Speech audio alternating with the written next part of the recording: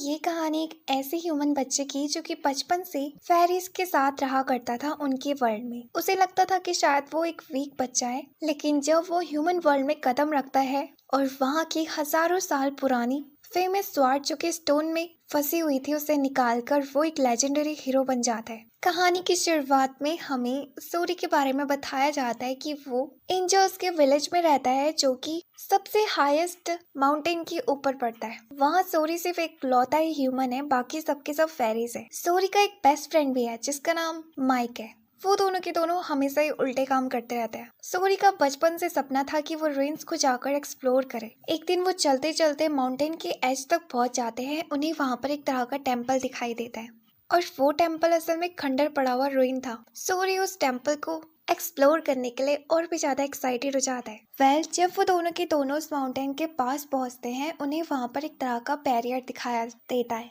लेकिन माइक उसे अपनी पावर से हटा देता है। उस बैरियर के हटने के बाद वहां से एक रास्ता जा रहा था उस टेम्पल के अंदर का। माइक और सोरी आगे बढ़ने लगते हैं। उसी वक्त एक आवाज उन्हें रोक देती है और जैसे वो पीछे मुड़कर देखते हैं तो वो माइक के ग्रैंडफादर थे, यानी कि इस एंजल ऑफ विलेज के हेड। इतना ही नहीं, उसके दादाजी उस जगह में उन दोनों को वार्न भी करते हैं। रात के टाइम वो दोनों के दोनों दोस्त आपस में सोच रहे होते हैं कि आखिर माइक के ग्रैंडफादर ने उन्हें क्यों रोका। तो उसी दफा हम सोरी को देखते हैं जो कि एक किताब पढ़ रहा होता है बहुत पुरानी। उसमें ह्यूमंस और एंजल्स की हिस्ट्री के बारे में लिखा होता है कि एक टाइम ऐसा था जब वो दोनों के दोनों साथ रहा करते थे, क्योंकि उस वक्त जब डीमंस ने ह्यूमंस के ऊपर अटैक करा था तो एंजल्स ने उनकी मदद करी थी और इस वजह से एंजल्स ह्यूमंस के काफी अच्छे दोस्त बन गए। इतना ही नहीं, ह्यूमंस उनको पूजने भी लगे थे। हमेशा जब जब इंसानों के ऊपर इविल्स का अत्याचार होता है या फिर अटैक होता है, हमेशा कोई ना कोई हीरो जरूर आता है दुनिया को बचाने के लिए। उस हीरो के पास सारी एंजल्स की ब्लेसिंग्स होती है। सोरी की इस किताब में लिखी हुई बातों को यकीन मान लेता है और इतना ही नहीं, वो माइक को ये भी बताता है कि मुझे लगता है कहीं ना कहीं ये किस्से कहानियां उस टेम्पल से जुड़ी हुई है। देखो ना, इस किताब में जो पिक्चर बनी है वो भी बिल्कुल सेम है। माइक भी उसकी बातों पर समझ जाता है और अगले दिन वो दोनों के दोनों माइक के ग्रैंडफादर की वार्निंग को इग्नोर करते हुए एक बार फिर से उस टेम्पल को एक्सप्लोर करने के लिए निकल पड़ते हैं। वो दोनों के दोनों रेस लगाते हैं कि कौन सबसे पहले उस जगह में जाएगा और हम देखते हैं कि सोरी रस्सी की मदद से जीत जाता है उस रेस को। अब वो पहले आया था तो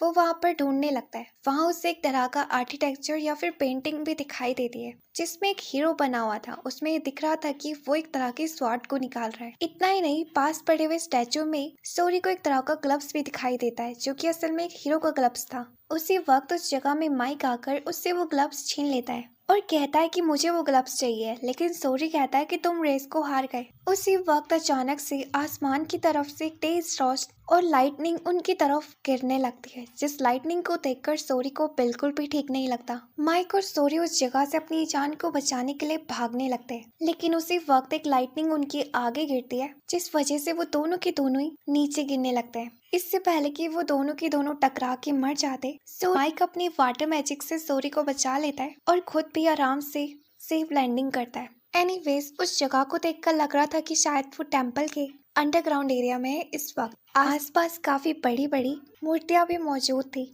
वो दोनों की दोनों जब आसपास ढूंढ ही रहे होते हैं, वहाँ पर उन्हें एक ह्यूमन लड़की दिखाई देती है जो कि बेहोशी की हालत में थी। सोरी इस चीज को देखकर काफी ज्यादा हैरान होता है और एक्साइटेड भी, क्योंकि उसने पहली बार अपने आप को छोड़कर किसी दूसरे ह्यूमन को देखा था, और बल्कि कोई मेल नहीं बल्कि फीमेल। माइक उसे रोक देता है ये कहते हुए कि अगर तुम आगे बढ़ने की सोच रहे हो तो रुक जाओ। भूलो मत कि ग्रैंडपा ने क्या कहा था, हमें ह्यूमन से दूर रहना होगा चाहे वो कैसे भी क्यों ना हो। सोरी कहता है कि तुम कैसे सोच सकते हो कि हम उसे छोड़कर चले जाए, क्या पता वो इंजर्ड हो तो, और या फिर उसे इस वक्त हमारी जरूरत हो तो। माइक को उसकी बातों पर यकीन तो होता है लेकिन वो अभी भी हिचकिचा रहा होता है, लेकिन सोरी उसे जबरदस्ती खींचकर उस जगह में ले जाता है। यहाँ वो दोनों के दोनों इनविजिबल ब्रिज के जरिए उस लड़की तक पहुंच जाते हैं। सोरी उसके पास जाने की कोशिश करता है लेकिन माइक उसे वार्न करता है। उसकी वार्निंग को इग्नोर करते हुए भी सोरी उस लड़की को उस जगह में उठाने लगता है। उस लड़की को देखकर ऐसा लग रहा था कि शायद वो कोई फीमेल नाइट है। वो लड़की जब होश में आती है तो वो सोरी को देखकर काफी ज्यादा हैरान होती है इस जगह में एक ह्यूमन को,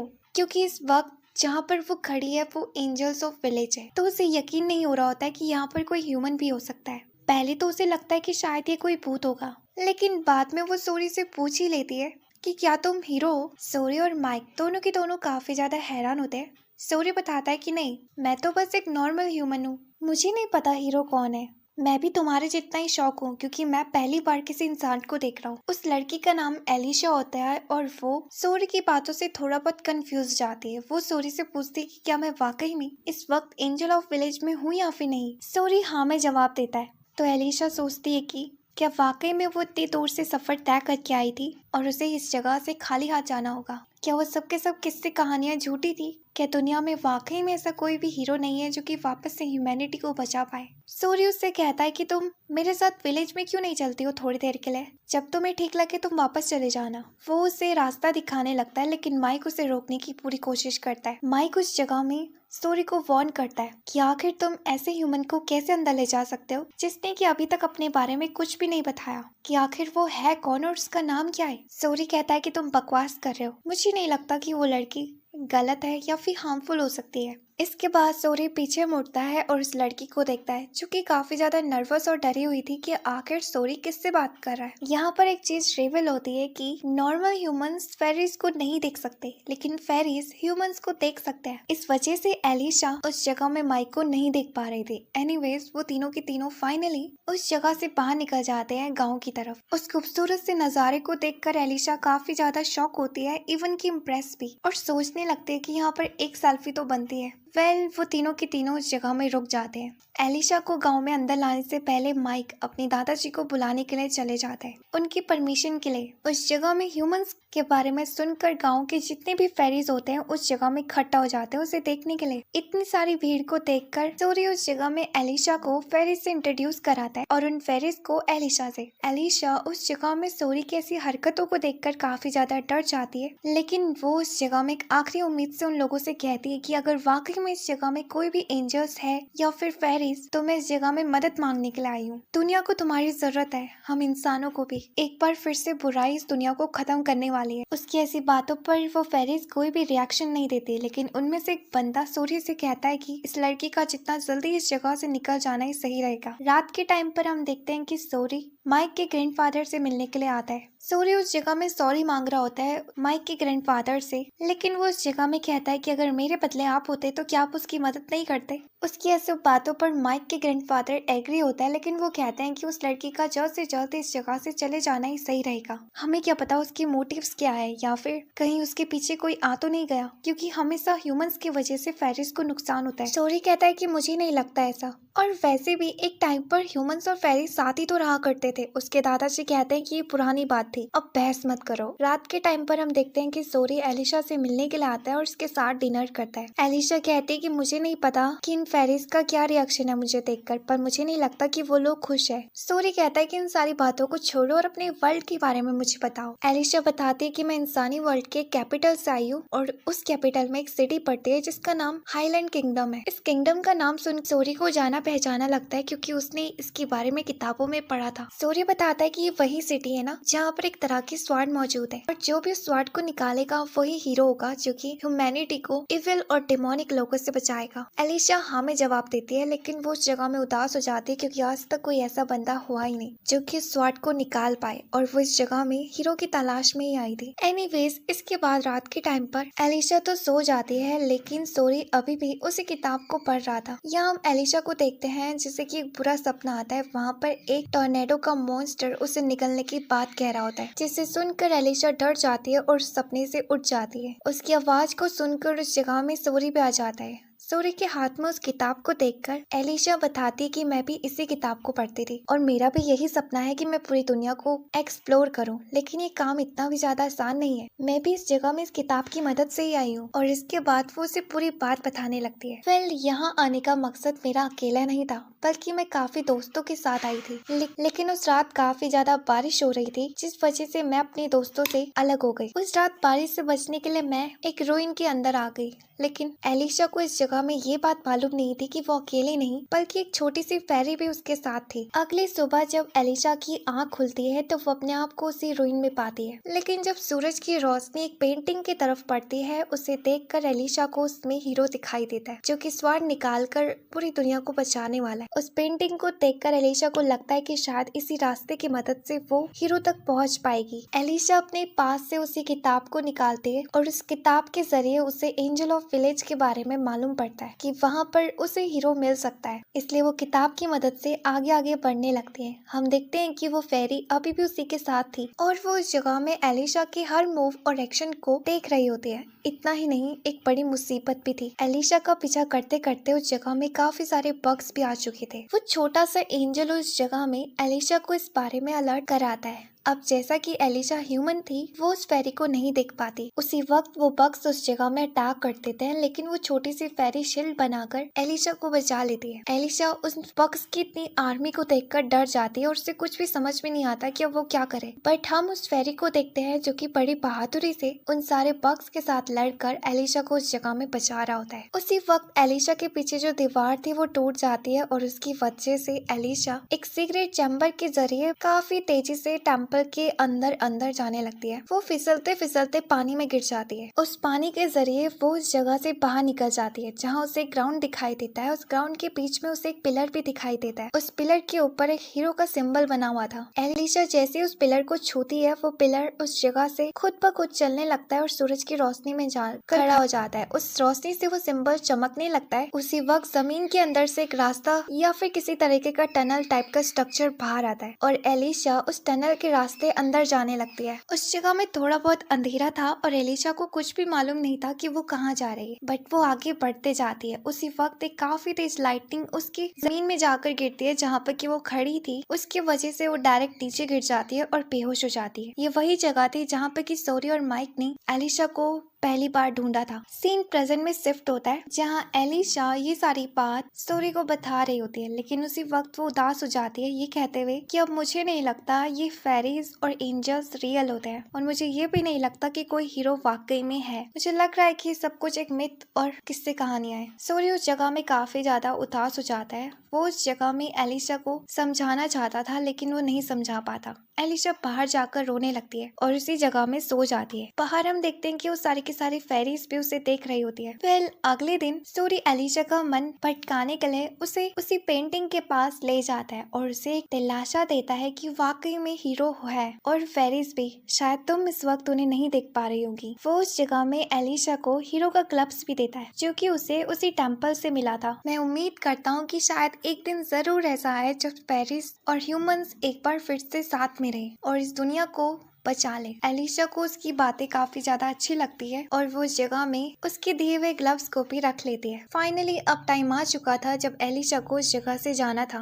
वो जाने से पहले सोरी को गुड बाय करती है और उन सारी फेरीज को भी। उसे नहीं मालूम था उस जगह में फेरीज है या फिर नहीं, लेकिन वो कहती कि मैं उनकी प्रेजेंस को महसूस कर सकती हूँ। एलिशा इसके बाद उस जगह में सोरी के पास आती है और कहती है कि मेरा नाम एलिशा है, मुझे माफ करना मैंने तुम्हें अपने आप से पहले इंट्रोड्यूस नहीं कराया। लेकिन क्या तुम जानते हो जल्द ही उस कैपिटल में फाइनली वो दिन वापस आने वाला है, यानी कि वो सेरेमनी जिसमें सबके सब लोग उस स्वार्ड को उठाने की कोशिश करेंगे। वो इस जगह में सोरी से कहती है कि मैं उम्मीद करती हूँ तुम भी पार्टिसिपेट करो। जाने से पहले एलिशा सोरी से कहती है कि मुझे लगता है कि वो हीरो कहीं ना कहीं तुम्हारे जैसा ही होगा। इसके बाद वो उस ग्लव्स को वापस से सोरी को लौटा देती है ये कहते हुए कि ये तुम्हारे लिए बना है। अब जैसा कि एलिशा उस जगह से चले जाती है उसी वक्त माइक के ग्रैंडफादर को यानी कि विलेज के हेड को उस जगह में इविल एंटिटी महसूस होती है। उसके दादाजी वो विलेज का हेड गांव के दरवाजे के ऊपर जाकर चेक करता है लेकिन उसे दूर दूर तक कुछ भी दिखाई नहीं देता, लेकिन उसे मालूम पड़ चुका था कि उनके गाँव में कोई घुसपैठिया आ चुका है। इसलिए वो अपने लोगों को अलर्ट कराते हुए उन सबसे कहता है कि जाओ जाकर उसे पकड़ कर लाओ। वो सबके सब इधर उधर होकर उसे ढूंढने लगते हैं और यहाँ दूसरी तरफ सोरी और माइक भी उसे ढूंढ रहे होते हैं। तभी अचानक से उन्हें अपने से थोड़ी दूर में एक काफी बड़ा ब्लास्ट दिखाई देता है, जिसे देखकर वो उसके पीछे पीछे भागने लगते हैं और वहाँ उन्हें उनका ही बंदा दिखाया जाता है जो कि अब मर चुका है। उससे और किसी ने नहीं बल्कि उसी को उस बैठिए ने मारा है। वो एक डीमन होता है और इस बंदे का नाम फॉक्सी होता है। फॉक्सी उस जगह में अपने सामने दो बच्चों को देखकर हंसने लगता है, तो जिस पर वो दोनों के दोनों गुस्से में उसके ऊपर आकर अटैक कर देते हैं। लेकिन हम देखते हैं कि फॉक्सी की स्पीड काफी ज्यादा अमेजिंग थी। वो लाइट की स्पीड से उन दोनों की चटनी बना देता है। हम फॉक्सी को देखते हैं जो कि लड़ते लड़ते सोरी के साथ जंगल के बीच में पहुंच जाता है, लेकिन सोरी भी उसके साथ पूरी बहादुरी के साथ लड़ रहा होता है, लेकिन वो काफी नहीं था। अब इससे पहले फॉक्सी उस जगह में सोरी को जान से मार देता, उस जगह में माइक पहुंचकर अपने वाटर गन से उसके ऊपर अटैक करता है, जिससे कि फॉक्सी थोड़ा सा डिस्ट्रैक्ट हो जाता है और वो दोनों के दोनों साथ में मिलकर फॉक्सी को एक जोरदार पंच करते हैं। लेकिन हैरान कर देने वाली बात थी कि इस पंच के बाद भी फॉक्सी को एक खरोच तक नहीं आई थी। बट तभी उसी वक्त उस जगह में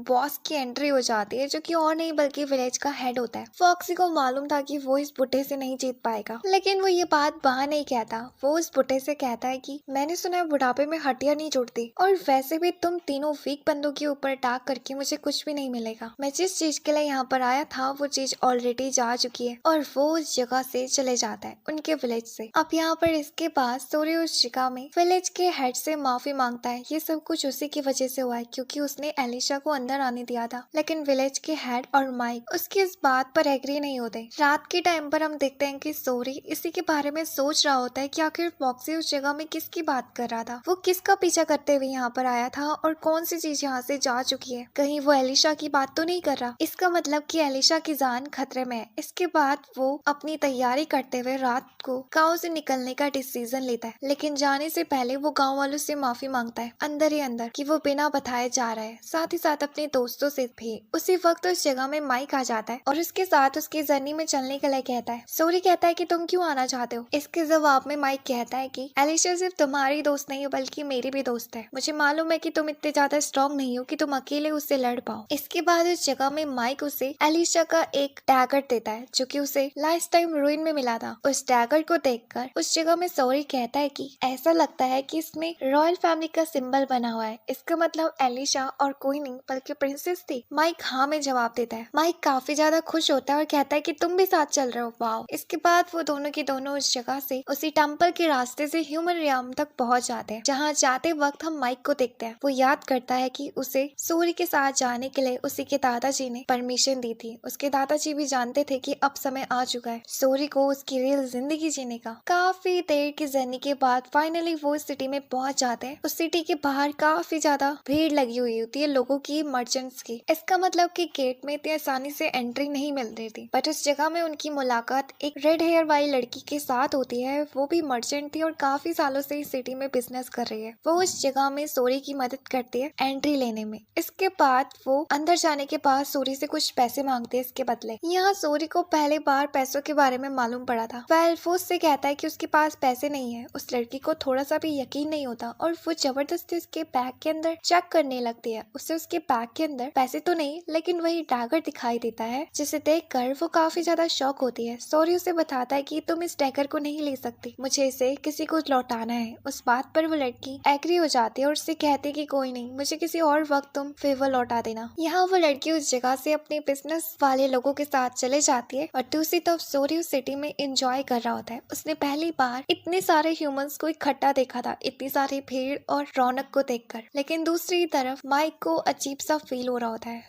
वो सोरी से बताता है कि मुझे नेगेटिव ऑरा फील हो रहा है, जिसके बाद वो दोनों के दोनों साइड में बैठ जाते हैं अकेले में। यहाँ ये बात रिवील होती है कि माइक तो बचपन से ही इंट्रोवर्ट था और उसे अकेला रहना पसंद है। उसने आज तक जिंदगी में इतने सारे लोगों के सामने कभी खड़ा नहीं हुआ और इसी वजह से उसकी हालत खराब हो रही थी। एनीवेज वो सिटी के अंदर जाने लगता है फिर से और उसी बीच उन दोनों को सोरी की लोकेशन भी मालूम पड़ जाती है, जो कि उसी शहर में पहुंच चुका है। तो जिसके बाद सोरी उस जगह में फॉक्सी का पीछा करने लगता है और फिर दोनों के दोनों भागते भागते एक जगह में पहुंच जाते हैं, जहाँ फॉक्सी रुक जाता है। सोरी उससे पूछता है कि आखिर तुम एलिशा के पीछे क्यों पड़े हुए हो। तो फॉक्सी बताता है कि मुझे इस बात के पैसे मिले हुए हैं और मैंने कॉन्ट्रैक्ट साइन करा हुआ है। मैं एक एसोसिएशन हूँ। पर तुम्हें क्या लगता है, अगर तुम मुझे रोक दोगे तो तुम बाकी लोगों को रोक पाओगे। प्रिंसेस को काफी सारे लोग मारना चाहते हैं, तो उससे सिर्फ खतरा मुझसे ही नहीं बल्कि सबसे है। तुम किस किस से उसको बचाओगे। और ये कहते हुए फॉक्सी उस जगह से चले जाता है। सूरी इसके बाद सिटी में घूमने लगता है। उसे एक बात मालूम पड़ती है कि आज उस सीक्रेट और एंशिएंट स्वॉर्ड की सेरेमनी है, यानी कि एक बार फिर से सबके सब लोग उस जगह में ट्राई करने के लिए आते हैं उस स्वॉर्ड को निकालने के लिए। और उस टेम्पल के बाहर बहुत लंबी भीड़ लगी हुई थी। सूरी भी उस लाइन में खड़ा हो जाता है और देखता है कि इतनी सारी भीड़ से कोई भी आदमी उस स्वॉर्ड को नहीं निकाल पा रहा है, भले ही जो बॉडी बिल्डर भी है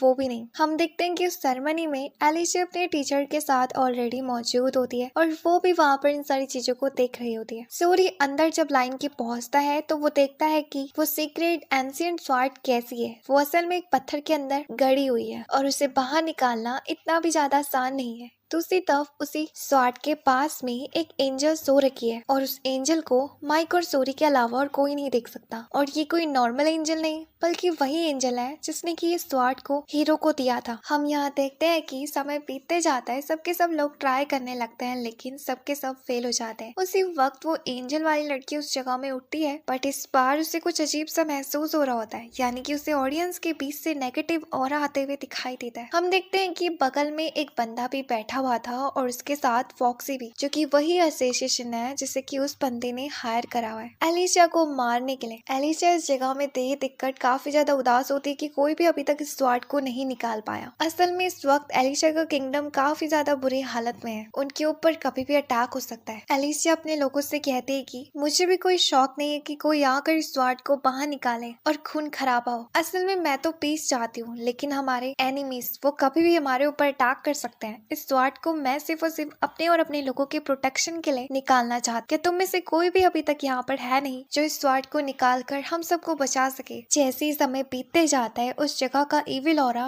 बढ़ने लगता है और इस चीज को माइक और वो एंजल भी महसूस कर पा रही थी, क्योंकि वो दोनों की दोनों ही ऑफ कोर्स एंजल्स थे। उसी वक्त वो ऑरा काफी हद तक बढ़ जाता है और वहाँ पर जितने भी लैंप्स होते हैं वो फट जाते हैं और पूरा टेम्पल इविल ऑरा से कवर्ड हो जाता है। बाहर से आता वो इविल ऑरा एक जगह में इकट्ठा होने लगता है और उससे एक काफी बड़ा ड्रैगन बन जाता है। वो ड्रैगन टेम्पल के अंदर तबाही मचाने लगता है। इतना ही नहीं, वो स्वॉर्ड को तोड़ने की कोशिश भी करता है, लेकिन वो स्वॉर्ड इतनी ज्यादा पावरफुल थी उसके पास वो ड्रैगन पहुंच भी नहीं पाता। सूरी इस चीज को देखकर उस स्वॉर्ड की तरफ भागने लगता है। उसी वक्त वो ड्रैगन अटैक करके सूरी को दूर फेंक देता है, लेकिन वो अभी भी उस स्वॉर्ड के नजदीक ही था। वो उस स्वॉर्ड के पास जाकर उस एंजल से मदद मांगने लगता है, लेकिन वो एंजल बताती है कि मैं कुछ नहीं कर सकती, अब जो करेगा वो हीरो ही होगा। उस जगह में सूरी को देखकर एलिशा काफी ज्यादा खुश होती है और हैरान भी। वो देखते हैं कि सूरी किसी से बात कर रहा है, जरूर वो एंजल होगी जिसे हम नहीं देख सकते। और यहाँ दूसरी तरफ ऑडियंस और लोगों के बीच में डर बन चुका था कि आखिर हो क्या रहा है, इतनी सारी तबाही मचा कौन रहा है, क्योंकि वो उस ड्रैगन को नहीं देख पा रहे थे, क्योंकि असल में वो एक डीमन था। हम यहाँ एलिशा को देखते हैं जो कि सूरी के पास जाने की कोशिश करती है, लेकिन उसी वक्त उसके ऊपर एक एसोसिएशन आकर अटैक कर देता है। एलिशा उस एसोसिएशन के साथ लड़ने लगती है, लेकिन वो तभी भी उतनी स्ट्रॉन्ग नहीं थी कि वो उसे हरा पाए। उस जगह में उसकी टीचर आगे बढ़कर उसे बचाने की कोशिश करती है, लेकिन उसी वक्त वो बंदा आकर उसे रोक देता है और उससे कहता है कि बेवकूफी मत करो, लोगों को बचाओ। वो बंदा और कोई नहीं था बल्कि उसी ने उस एसोसिएशन को एलिशा को मारने के लिए हायर करा था। उसकी टीचर को ये बात मालूम नहीं थी, लेकिन उसे उस बंदे की बात सही लगती है, इसलिए वो लोगों को बचाने लगती है। यहाँ सूरी को भी मालूम पड़ चुका था कि एलिशा की जान खतरे में है। अब उसे कुछ समझ में नहीं आता कि वो किसके साथ लड़ाई करे, उस एसोसिएशन के साथ या फिर इस डीमन के साथ। वो एलिशा को बचाने का डिसीजन लेता है, लेकिन एलिशा उससे कहते है कि मेरी जान की परवाह मत करो, लोगों को बचाओ। तो सूरी तैयार हो जाता है, उसके पास और कोई रास्ता नहीं था, वो स्वॉर्ड को उठाने का डिसीजन लेता है। वो एंजल उस जगह में सूरी को देखते और कहते कि तुम मुझे देख सकते हो, यानी कि तुम्हारे अंदर क्वालिफिकेशन तो है इस स्वॉर्ड को उठाने का, लेकिन इस स्वॉर्ड को उठाने से पहले मुझे रीजन बताओ, तुम इस स्वॉर्ड को पाकर क्या करोगे? सूरी बताता है कि मैं स्वॉर्ड को पाकर इस दुनिया को बचाना चाहता हूँ, वापस से चीजों को नॉर्मल करना चाहता हूँ, एंजल्स और ह्यूमंस के बीच की दोस्ती और दरारी को भरना चाहता हूँ, डीमंस का हमेशा हमेशा के लिए नाम मिटाना चाहता हूँ। उस एंजल का नाम लाइला होता है और उसे सूरी की बात बिल्कुल भी बेकार नहीं लगती बल्कि सही लगती है। यहाँ इसके अप्रूवल से सूरी उस जगह में स्वॉर्ड को टच करता है। उसके हाथ लगाते ही वहाँ पर एक येलो कलर की लाइट जलने लगती है और टाइम स्टॉप हो जाता है। सूरी इस पावर को देखकर काफी ज्यादा हैरान होता है। उसी वक्त उसे लाइला की आवाज सुनाई देती है। वो उससे कहती है कि मुझे मालूम पड़ चुका है हीरो कौन है। हीरो वही है जो कि इस दुनिया में सबसे अकेला होगा। उसे उस बात का फर्क नहीं पड़ेगा कि कौन उससे नफरत करता है। वो इंसानों को एक नजर से ही देखेगा, भले ही वो एक टाइम पर उसके अगेंस्ट भी क्यों ना हो जाए, लेकिन वो सबको बचाएगा। सोरी इस बात पर एग्री हो जाता है और उसके बाद उस स्वॉर्ड को बाहर निकालने लगता है। वो जैसे उस स्वॉर्ड को बाहर निकालता है, उसके हाथ में टैटू बनने लगता है हीरो का, और इसके बाद उस जगह में टाइम वापस से नॉर्मल हो जाता है। सोरी ने उस स्वॉर्ड को निकाल चुका था और उसकी बॉडी भी उस जगह में ट्रांसफॉर्म हो चुकी थी हीरो में। यहाँ वो स्वॉर्ड की मदद से उस ड्रैगन के ऊपर अटैक कर देता है और स्वॉर्ड के एक ही अटैक पर उस ड्रैगन के टुकड़े टुकड़े कर देता है। उसके अटैक से वो ड्रैगन मर जाता है। उसके मरते ही टेम्पल के अंदर का जितना भी डार्कनेस होता है वो भी चले जाता है। सोरी के ऐसे रूप को देख के सबके सब काफी ज्यादा शॉक होते हैं, लेकिन उस ड्रैगन के मर जाने के बाद लाइला वो सोरी के अंदर चले जाती है और सोरी वापस से नॉर्मल हो जाता है। ये सब कुछ देखकर लोग काफी ज्यादा हैरान होते हैं, अलीशा तो बहुत ही ज्यादा, कि जिस हीरो को वो तब से ढूंढ रहे थे वो और कोई नहीं बल्कि सोरी था। उस जगह में सोरी की इसी पावर को देखकर वो असेसिन भी भाग जाता है जो कि एलिशा को मारने के लिए आया था। दूसरी तरफ सोरी वहाँ पर बेहोश हो जाता है। 3 दिन बाद एलिशा के घर में सोरी को होश आता है, जहाँ वो अपने बगल में लाइला और माइक को देखता है। लाइला उस जगह में बताती है कि तुम्हें ज्यादा कुछ नहीं हुआ, लेकिन उस स्वॉर्ड को बाहर निकालते वक्त तुम्हारी पूरी एनर्जी यूज हो गई थी। अच्छी बात तो यह है कि तुम्हें होश आ गया और एलिशा ने सही टाइमिंग में तुम्हें बचा लिया। एलिशा का नाम सुनकर सोरी को उस जगह में याद आता है कि उस रात उसके ऊपर भी तो असेसिन का अटैक हुआ था, आखिर वो कैसी है। तभी उसी वक्त कमरे के अंदर एलिशा भी पहुंच जाती है। एलिशा सोरी को देखकर काफी ज्यादा खुश होती है और अगले सीन में हम देखते हैं कि वो दोनों की दोनों साथ में ब्रेकफास्ट कर रहे होते हैं, जहाँ वो दोनों ही एक दूसरे की जान बचाने के लिए एक दूसरे को थैंक्स कर रहे होते हैं। एलिशा सोरी को बताती कि जानते हो, जब तुमने उस जगह में उस स्वॉर्ड को बाहर निकाला था और इस ड्रैगन को हराया था, मैं कितनी ज्यादा शॉक हुई थी। मुझे अपनी आंखों पर यकीन नहीं हो रहा था कि हमें हमारा हीरो मिल चुका है। सोरी उस जगह में काफी ज्यादा खुश होता है। इसके बाद उसे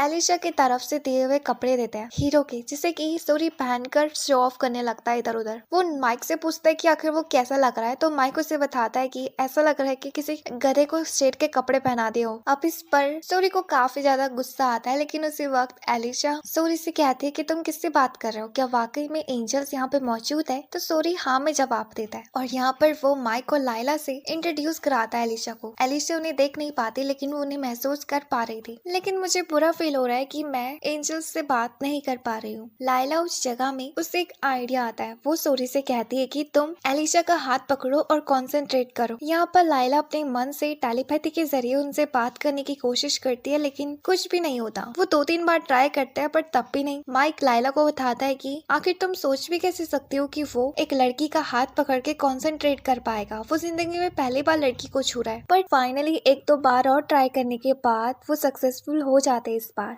लाइला एलिशा से कहती है कि हम एंजल्स हमेशा ह्यूमंस के पास होते हैं, उनके दिल के अंदर, लेकिन जब ह्यूमंस और उन इंसानों के अंदर नेगेटिव ऑरा बढ़ने लग जाता है, उसी नेगेटिव ऑरा से डीमंस बनते हैं। लेकिन तुम्हारे दिल में मुझे ऐसा कोई भी नेगेटिव ऑरा दिखाई नहीं दे रहा है, इसलिए मैं तुमसे बात कर पा रही हूँ। जब वो लोग साथ में मिलकर बातें कर रहे होते हैं, उसी वक्त हम देखते हैं कि एक सर्वेंट आकर एलिशा से कहते हैं कि उसे पैलेस में समन किया गया है हीरो के साथ। वेल वो सब के सब एग्री हो जाते हैं और यहाँ पर एलिशा और सोरी साथ में पैलेस की तरफ जाने लगते हैं, जहाँ रास्ते के बीच में सोरी नोटिस करता है कि पूरे गलियों में और रास्तों में हीरो के मार्क्स लगे हुए हैं। तो एलिशा उसे बताती है कि जानते हो, सबके सब हीरो का कब से और सदियों से इंतजार कर रहा है और ये उनकी खुशी दिखाने का एक जरिया है। सोरी काफी ज्यादा खुश होता है और नर्वस भी कि आखिर वो इतनी सारी भीड़ को कैसे उनके सामने खड़ा हो पाएगा। लेकिन फाइनली वो पैलेस में पहुंच जाते हैं, जहाँ पहुंचने के बाद सोरी को एक बार फिर से वीकनेस महसूस हो रही होती है। तो लाइला और माइक उस जगह में उसे बताते कि ये सब कुछ इविल ऑरा के वजह से हो रहा है, जो कि यहीं आसपास मौजूद है। उस इविल ऑरा को अब की बार सोरी भी देख पा रहा था और वो ये भी देख पा रहे थे कि ये ऑरा कहाँ से आ रहा है। ये ऑरा पैलेस के एक छोटे से रूइन से जाकर मिल रहा है। तो वो लोग डिसाइड करते हैं कि अंदर जाकर वो उस इविल ऑरा का पता लगाएंगे।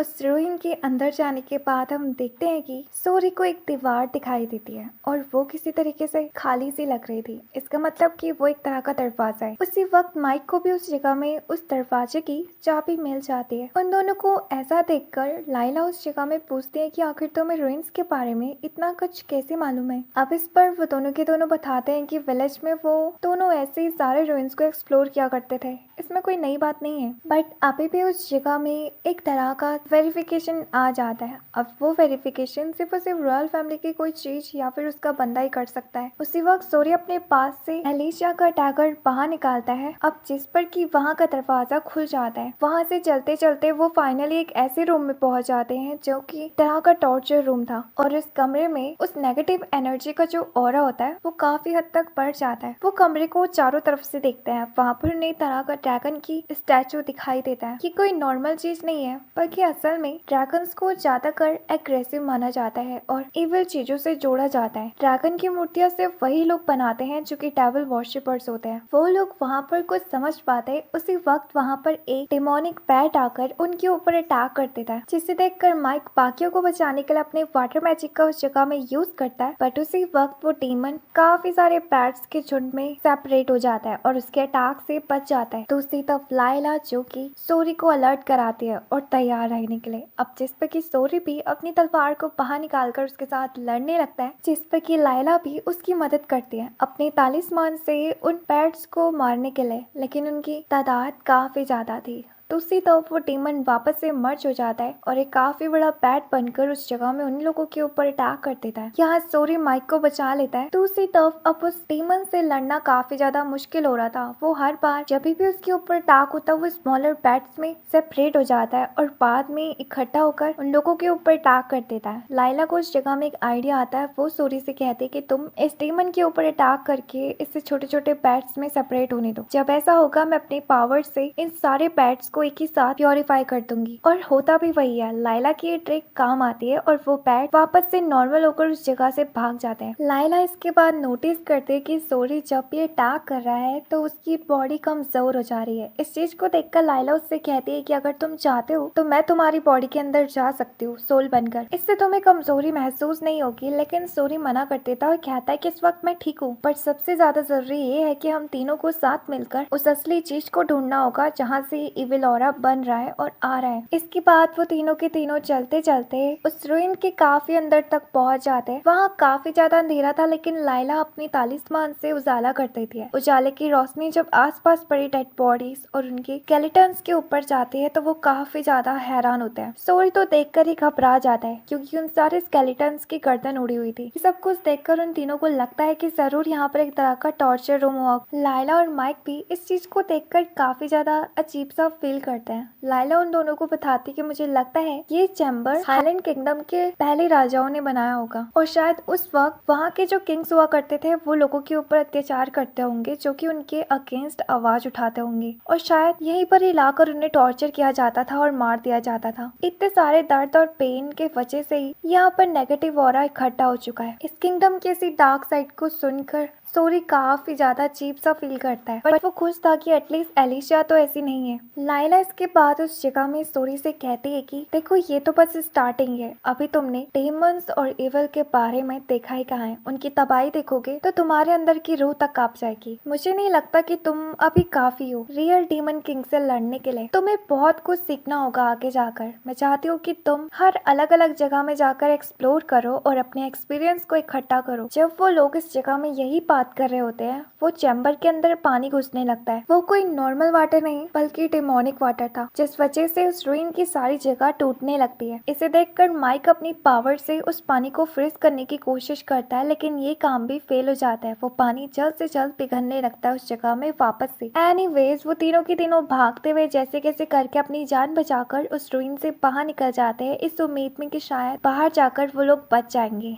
लेकिन जब वो आसमान की तरफ देखते हैं तो वहाँ एक डेमोनिक तूफान होता है जो कि सिटी के बीचों बीच तबाही मचा रहा था। उसे देखकर वो तीनों के तीनों ही काफी ज्यादा डर जाते हैं, लेकिन ये किसी तरीके का नॉर्मल टॉर्नेडो नहीं था, बल्कि उसके अंदर वो तीनों के तीनों एक तरह के ड्रैगन को देख पा रहे थे और अब वो टॉर्नेडो रॉयल पैलेस की तरफ ही बढ़ रहा था। यहाँ हम दूसरी तरफ एलिशा को देखते हैं जो कि शहर वालों की मदद कर रही होती है उस तूफान से बचने के लिए, जिनके पास शेल्टर्स नहीं था। एलिशा उसे महल में शेल्टर दे रही थी। दूसरी तरफ हम सोरी को देखते हैं जो कि पैलेस की छत में खड़ा हुआ था और उस टॉर्नेडो के सामने। माइक उससे कहता है कि तुम बस अपनी जान बर्बाद करना चाहते चाहते हो, मुझे नहीं लगता कि हम इससे जीत पाएंगे। बट सूर्य उस जगह से थोड़ा सा भी नहीं हिलता। वो कहता है कि मैं एलिशा को कुछ नहीं होने दूंगा। तभी अचानक से हम उस ड्रैगन को देखते हैं जो कि आसमान की तरफ चले जाते हैं और मौसम वापस से ठीक हो जाता है। ये काफी ज्यादा नॉर्मल चीज तो बिल्कुल नहीं थी। लाइला जो कि उसे देखकर बहुत ही ज्यादा डर चुकी थी। उसने आज से पहले इतना स्ट्रॉन्ग इविल ऑरा से बना हुआ ड्रैगन नहीं देखा था, लेकिन उसे मालूम था कि आज नहीं तो कल उन्हें इससे भी बड़े बड़े मॉन्स्टर से और इविल एनर्जी से सामना करना होगा। तभी उसी वक्त उस जगह में एलिशा भी पहुंच जाती है जो कि सोरी को थैंक्स करती है। उसी वक्त उस जगह में जितने भी सिटी के लोग थे वो सबके सब इकट्ठा होने लगते हैं पैलेस के बाहर। उन लोगों को ये लग रहा होता है कि शायद हीरो को देखकर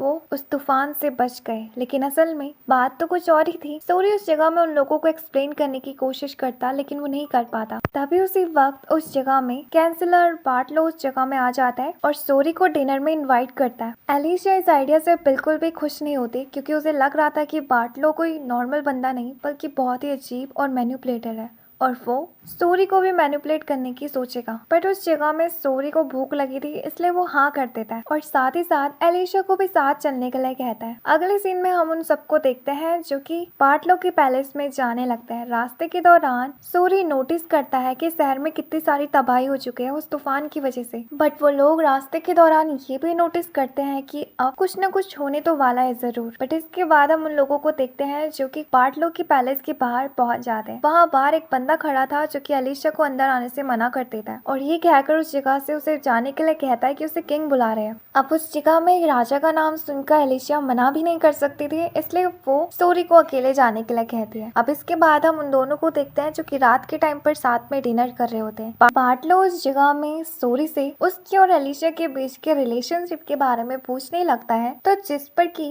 सोरी बताता है कि हम दोनों सिर्फ और सिर्फ दोस्त हैं। अब जिस पर बार्टलो उससे कहता है कि ये तो अच्छी बात है, मैं भी तुम्हारा दोस्त बनना चाहता हूँ। और इसके बाद वो उसे ड्रिंक ऑफर करता है। उस ड्रिंक को पीने से पहले माइक सोरी को अलर्ट कराता है और खुद उस ड्रिंक को पहले चेक करता है, लेकिन वो ड्रिंक सेफ थी, इसलिए सोरी उससे पी लेता है। यहाँ इसके बाद बार्टलो उससे पूछता है कि आखिर तुम्हारा असली मकसद क्या था हीरो बनने का और तुम्हारा क्या प्लान अगला, जिसके जवाब में सोरी बताता है कि पहले तो वो उस डीमन ड्रैगन को हराना चाहता है जो कि आज तबाही मचा के गया है शहर में। अब रात के टाइम पर जब सोरी सो रहा होता है उस वक्त माइक लाइला को बात करने के लिए बाहर बुलाता है। बाहर माइक लाइला से पूछता है कि हम क्या मदद कर सकते हैं सोरी को और भी ज्यादा स्ट्रॉन्ग बनाने के लिए कि वो उस ड्रैगन का सामना कर सके, क्योंकि अगर ऐसे ही चला तो हम उस ड्रैगन को नहीं हरा पाएंगे। लाइला कहती है कि अगर तुम इस जगह से नॉर्थ की तरफ जाओगे तो वहाँ तुम्हें कुछ आर्टिफैक्ट्स मिलेंगे जिसकी पावर्स उसी लेजेंडरी स्वॉर्ड के जितनी होगी। उन आर्टिफैक्ट की मदद से सोरी और भी ज्यादा स्ट्रॉन्ग हो सकता है, बट ये काम तुम्हें अकेले ही करना होगा। अब जिस पर कि माइक एग्री हो जाता है और वो उसी रात उस जगह से चले जाता है। अगली सुबह जब सोरी को ये बात मालूम पड़ती है कि माइक उनको छोड़कर जा चुका है तो उसे काफी ज्यादा गुस्सा आती है, लेकिन वो बाद में अपने आप को समझा लेता है कि वो जरूर कुछ जरूरी काम से ही गया होगा। और इसके बाद अब वो यहाँ पर ये सोचने लगता है कि आखिर वो इस ड्रैगन को इस जगह में वापस आने से कैसे रोकेगा। यहाँ जब इसके बाद सोरी बाहर जाता है एलिशा से मिलने के लिए तो उसे मालूम पड़ता है कि एलिशा अपनी जर्नी के लिए एक माउंटेन की तरफ जा रही है और उसे किंग की तरफ से ये ऑर्डर मिला हुआ है। वो सोरी को भी अपने साथ चलने के लिए कहती है। यहाँ पर एलिशा सोरी से कहती है कि तुम काफी ज्यादा कंफ्यूज होंगे क्योंकि वो ड्रैगन अटैक करने के लिए तो यही आएगा, तो हम उस माउंटेन की तरफ क्यों जा रहे हैं। तो वो बताती है कि असल में वो माउंटेन कहीं ना कहीं उस ड्रैगन से जुड़ा हुआ है, इसलिए हमें वहीं जाकर उसे हराने का रीजन और तरीका मालूम पड़ेगा। उस माउंटेन का नाम रेयॉक है। वो दोनों की दोनों अपनी जर्नी को शुरू कर देते हैं जहाँ वो एक जंगल के रास्ते से गुजरते हैं। उस जंगल में एक अजीब सा क्रिएचर था, वॉर्म टाइप का। बट एलिशा बताती है कि हम काफी बार इस रास्ते को यूज कर चुके हैं और इस जंगल से भी जुड़े हुए हैं। यहाँ के क्रिएचर्स और ये वॉर्म्स हमारे ऊपर अटैक नहीं करेंगे क्योंकि ये हार्मलेस है। बट रात के टाइम पर तो उल्टा ही हो जाता है, वो वॉर्म उन लोगों के ऊपर अटैक कर देता है और उनके काफी सारे लोगों को मार देता है। वहाँ पर सिर्फ और सिर्फ सोरी और लाइला ही उस वॉर्म की ट्रू फॉर्म को देख पा रहे थे कि असल में वो एक वॉर्म नहीं बल्कि अब डेमन बन चुका है। सोरी उस जगह में अपनी स्वॉर्ड को बाहर निकालकर उसके ऊपर अटैक करता है और उसे प्योरीफाई कर देता है। वेल मॉर्निंग के टाइम पर हम देखते हैं कि वो लोग वापस से अपनी जर्नी को शुरू कर देते हैं, जहाँ जर्नी के बीच में एलिशा उसे अपने बारे में बता रही होती है और इसके बाद खुद भी सोरी के बारे में पूछ रही होती है। तो असल में जब सोरी छोटा था तो उसके घर में आग लग गई थी और उस आग से जेनरस ने उसे बचाया था, जो कि असल में एंजल ऑफ विलेज का हेड है। मुझे वैसे बचपन के बारे में इतना कुछ तो नहीं मालूम, लेकिन जेनरस ने मुझे ये भी बताया है कि मैं बचपन से ही एंजल्स को देख सकता था और यही एबिलिटी मुझे थोड़ा यूनिक बनाती थी नॉर्मल ह्यूमन से, इसलिए उन्होंने मुझे अडॉप्ट करा और मुझे बड़ा कराया। स्टोरी इसके बारे में ये भी बताता है कि एंजल्स ह्यूमन से काफी ज्यादा अलग होते हैं, क्योंकि उनके पास पावर्स होती है। वो 4 एलिमेंट्स को कंट्रोल कर सकते हैं, अर्थ, फायर, वाटर और एयर। पता है पहले ऐसा कुछ नहीं था, यानी कि पहले ह्यूमंस एंजल्स को देख भी सकते थे और सुन भी सकते थे। वो लोग साथ में रहा करते थे, पर धीरे धीरे करके उनके अंदर नफरत बढ़ने लगी एक दूसरे को लेकर, और वो उस नफरत की आग में अपने अंदर की बुराई को बढ़ावा देने लगे, जिस वजह से एंजल्स से अब वो लोग इंटरेक्ट नहीं कर पाते थे, क्योंकि उनका दिल साफ नहीं था। और आज जितनी नफरत और बुराई है, इसी की वजह से यहाँ पर डेमंस का जन्म हुआ है। फाइनली हम देखते हैं कि स्टोरी और एलिशा उस गाँव में पहुंच जाते हैं। तो उसी तरफ हम माइक को देखते हैं, जो कि अकेले नॉर्थ की तरफ बढ़ रहा था, लेकिन वो रास्ते में सोच रहा होता है, जहाँ पर कि उसने सोरी से वादा करा था कि वो दोनों के दोनों साथ में इस दुनिया के सारे रूइंस को एक्सप्लोर करेंगे। और आज पहली बार है जब माइक अकेला जा रहा है। वेल, इसी के साथ इसका पार्ट 1 यहीं पर ही एंड होता है। उम्मीद है कि आपको पसंद आया होगा। वीडियो को लाइक करके चैनल को सब्सक्राइब करना मत भूलना। तब तक के लिए बाय बाय।